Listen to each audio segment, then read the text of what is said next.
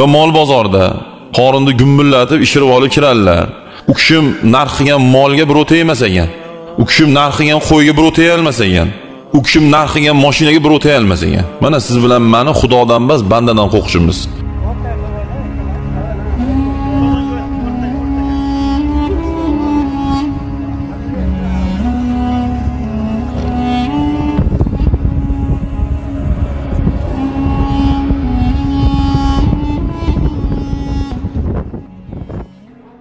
Kim o'shalar? 3 ta 4 ta oldidagi bo'yni yo'g'onlarni olib yuradiganlar. Kim ular? Uni nimasidan qo'rqasiz? U kimki uni nimasi? Keyin bozorga kirmasdan bozorda oldida mevalarda, mashinalarda, umuman hamma narsani bilsa bitmadi, u dumbil olmaydi, farqi yo'q. Bozorda ichidagi narxni ko'rsatmasdan turib eshik tagida majburiy tortib olib, tirikchilik qilib oila boqayotgan, uy qurayotgan mashina olib minib yurganlar. Rasululloh alayhisolam hadislari bor. Bilib oling. Rasululloh alayhisolam aytadilar-ki, haromdan o'sgan go'sht do'zaxda yondiriladi deganlar. Harom shu ishingiz sizni. Mana o'sha qurbonlikka hayvon olgani chiqqanimizga guvoh bo'lamiz. Eshik tagida beti ham qolmagan u. Kalish nima, bet nima farqi yo'q uni. Shunaqangi hali majbur beradi haligi bechora. 1.700.000 ga zo'r narxga sotiladigan qo'yni 1.200.000 dan so'rashni boshlaydi. U ham aytadi, aka bu tovuq emas, bu qo'y bu aka deydi. Oxiri shuni 1.300.000 ga sotib oladi bir narsa qilib yurib. Shu darajada surbet olib ketdingmi? Uyga archa bilan qalampir ekib bo'lmasmish. Uyga nasha bilan ko'hnor ekib bo'lmaydi. Mana shuni bilib olinglar. Dinga olsa gunoh, qonunga olsa jinoyat bu. Uyga nasha bilan ko'hnor ekmang. Archa u priyatli narsa-ku. Hamisha bahor deydi buni. Doim yashil turadi. Nechsiz ko'yingiz yayraydi. Plus bo'lsa, sharoit bo'lsa, qimmat archalardan eking. Mana o'sha bitta mahallada aytib kelishdi, o'sha bo'lganligi uchun. Bitta o'sha mahallada endi hamma otinoylarga tegib ketmasin bu gapimiz. Biz otinoylarga hech bir e'tirozimiz yo'q. Agar to'g'ri yurib, to'g'ri xizmat qilayotgan bo'lsalar, o'sha mahallani otinoyisi kirib betini to'sibdi. "Ye, nima bo'ldi? Palonchi Pashaxon opa" desa, "Voy, uylarga archa ekibsizlar, tez ustini o'rab qo'yinglar." To'ba. Mana shuda endi hayron qoladigan ishda. Shu o'sha kim o'sha hududni otinoyisi bo'lib yuribdilar endi. Qalampirda aytishadi, endi u 40 yil qarzini uzaman deydi. Nabarot u zo'rku zo'r hosil beradi-yu. Bugun borib uyga, tuvakka, mehmonxonaga qalampir ekinglar. Eking qalampir. Nimaga ekib bo'lmaydi? Qalampirni qo'lga berib bo'lmasmish. Nimaga berib bo'lmaydi? Duo qilyotib, dasturxonda pichoq turib bo'lmasmish. Ha duoda u bitta xanjarga nima daxli bor? Duoda qirqarmi shu. Uyga kilonga solib, masalan, dasturxon qoqmasdan hozir endi kultura bo'lib ketdi, madaniyat bo'lib ketdi. Kimdir chachiqda o'rniga salfetka ishlatyapti, dasturxonning o'rniga chiroyli bitta kilongani solib qo'ygan, qoqmaydi, artadi misol. Nimadirmish? Yo'q, bunaqada yegan ichganimizning savobi dadam buvamga bormaydi. Ha u dasturxonda savobga nima daxli bor uni? Akkuratlik qilib artib, idishga uvog'ini olib, masalan, yo tovuqqa beryapti, yo bir chekkaga to'ksa, masalan, qushlar yeydi misol. Uni chachib bo'lmay bir chekkaga to'ksa, qushlar yeydi. U ham sadaqa bu. Uni nima daxli bor?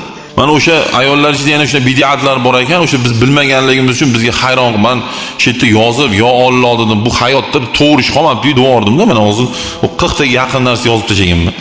Ali ayollar ichida o'sha o'xliq, chekish degan narsalarni ham qanaqadir bir nimadir narsa deb o'ylashar ekan.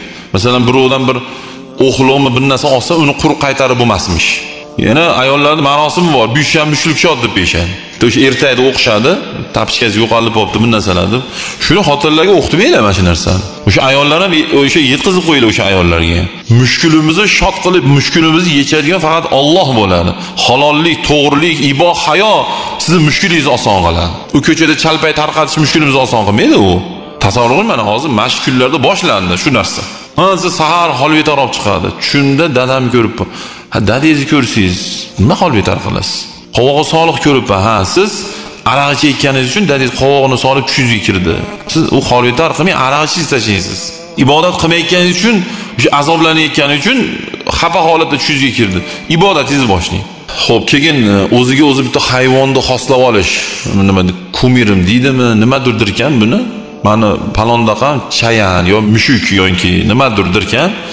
Shunaqangi ko'proq bir ayollarda bo'lyapti bu. Keyin munajjim bashoratlariga bugun ko'chaga chiqmayman desa, uyda o'tiradigan musulmonlar bor ekan. Bugun siz yomonlik kutadi.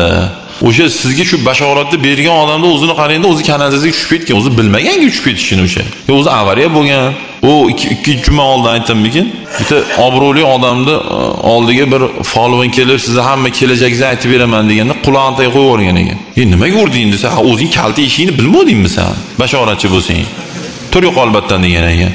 O'sha agar qulog'ini tagiga shu meni uradi deganda kelamidi o'shani. Keyin xalqimiz ichida o'sha nima emish, tuz to'kilmasmish. Tuz to'kilsa yomon bu, gap so'zga qolarmish. Ha tuzni idishini noto'g'ri ushlagandan keyin to'kiladi u. Tuzni nima daxli bor hayotimizga? Keyin bitta akamiz aytib berdilar, uyda tuz idishni qarasan, suv turibdi. Keyin adashib bolalar sopsada olib tashab, ana tuz idishga qarab qo'yinglar. Bolalar suv solib qo'yibdi desa, o'sha uyda ayollar aytdi, "Yo'q, men soluvdim suyakda." Nimaga desa, uyda o'lim bo'lsa, tuz ichiga suv solib qo'ysa o'lim bo'lmasmish. Mana. Shu ayollarimiz chiqayotgan gaplarni bittasi. Bitta odam ko'chaga chiqib ketsa, safarga chiqsa, uni orqasidan shipir bo'lmasmish.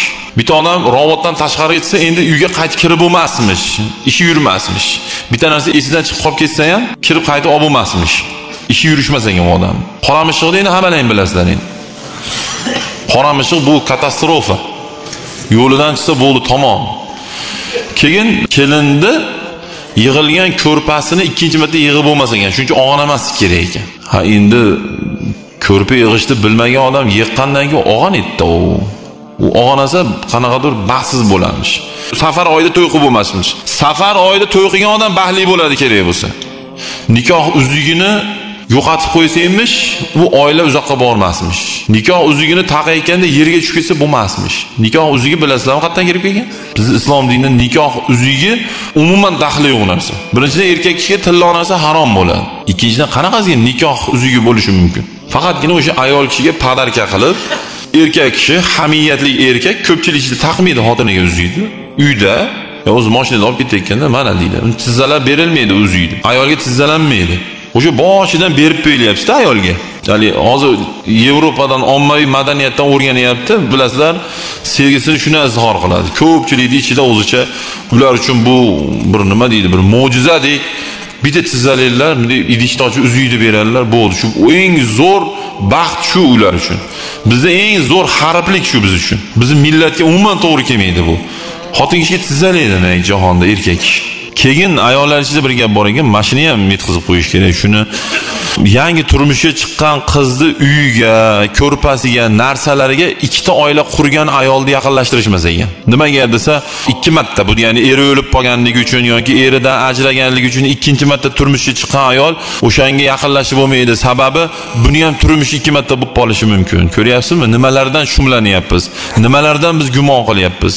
Qadriga yo'q bo'lmagur narsalardan biz gumon qilamiz. Hamma yo'q nima? Val qadari khayrihi va sharrihi minallohi taala.